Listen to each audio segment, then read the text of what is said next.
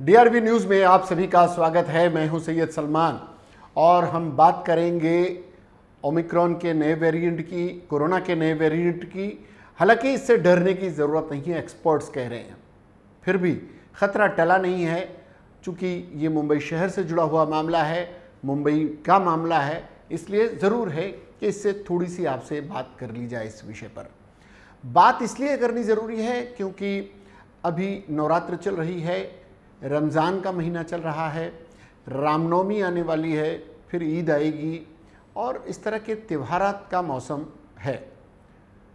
भीड़ भाड़ हो रही है।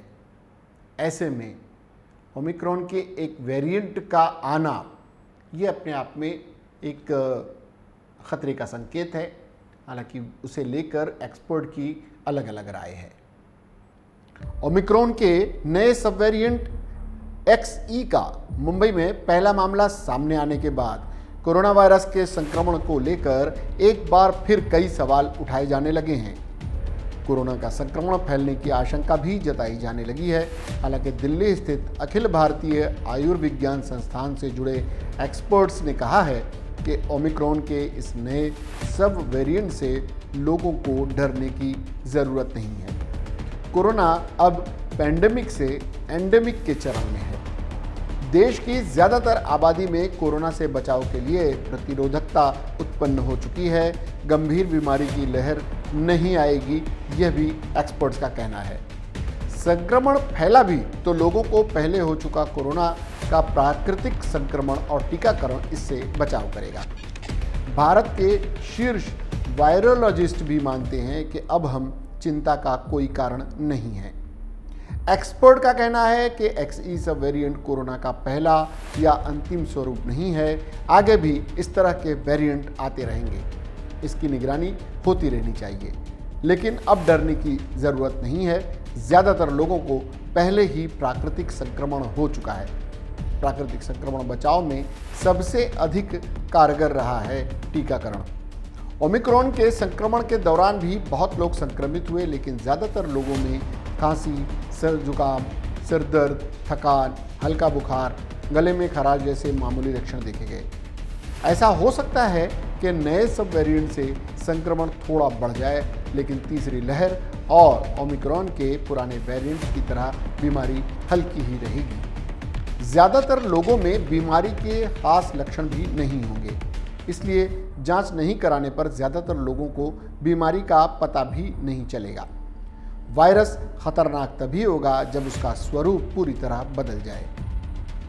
ब्रिटेन से आ रही जानकारी के अनुसार, जहां पर इसके मामले बहुत ज़्यादा पाए गए हैं, XE वेरिएंट ओमिक्रॉन के BA.2 वेरिएंट से 10 से 15% तक अधिक संक्रामक है।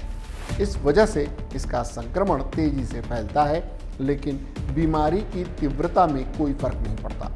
इसलिए घबराने वाली बात नहीं है। ये सब वेरिएंट ओमिक्रॉन के BA.1 और BA.2 वेरिएंट के मिलाप से बना है।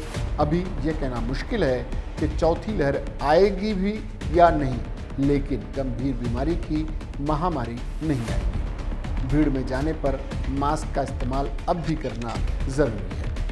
डॉक्टर सचेत कर रहे हैं कि ब्रिटेन में XE वेरिएंट का संक्रमण होने पर थकान, चक्कर आना, गले में खराश, बुखार, हृदय गति बढ़ना, स्वाद और गंध महसूस नहीं होने जैसे लक्षण बताए गए हैं।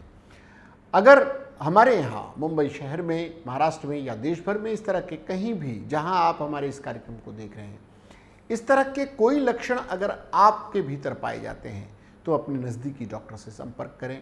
अगर वो ज़रूरी समझेंगे तो आपको टेस्ट करने को भी कहेंगे। आप ज़रूरी टेस्ट भी करवाएं।